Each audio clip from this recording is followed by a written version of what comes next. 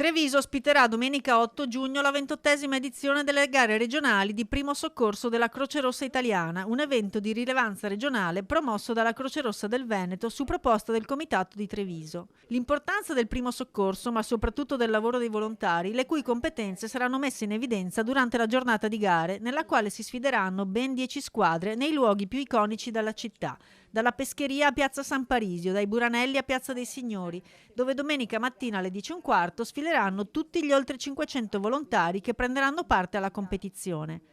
Non ci si spaventi quindi se si vedranno in giro persone insanguinate o assistite dalle ambulanze. Si tratta di una mera simulazione alla quale la cittadinanza è comunque invitata per meglio comprendere il lavoro dei volontari. Saranno tantissimi i volontari della Croce Rossa provenienti da tutto il Veneto, loro faranno le gare, ma poi ci sono delle occasioni in cui incontrarli, conoscere la loro attività e soprattutto comprendere il valore del loro volontariato e delle nozioni di primo soccorso. Quindi in qualche modo l'amministrazione l'ha sentito subito nelle sue corde, Treviso si è messa a disposizione, chi verrà a Treviso domenica troverà questa bellissima invasione di colore rosso di queste magliette dei volontari, ma soprattutto campi gara che saranno davvero d'effetto. A disposizione dei cittadini anche un villaggio in Piazza Rinaldi con postazioni informative e dimostrative aperte al pubblico e la possibilità di toccare con mano le esperienze come quelle legate al primo soccorso, dal massaggio cardiaco alle manovre di disostruzione pediatrica e per adulti.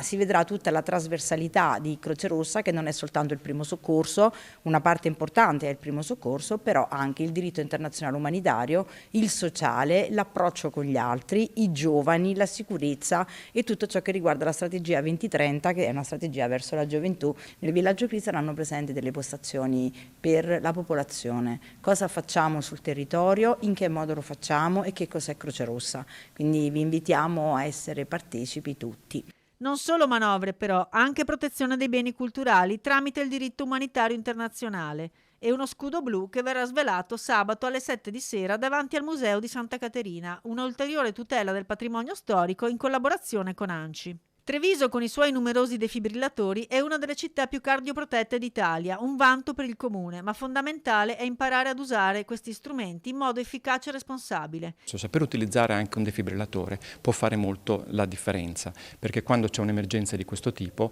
arrivare tempestivamente sul posto, saper utilizzare un macchinario che sia automatico ma presuppone anche delle competenze ben precise, è estremamente importante.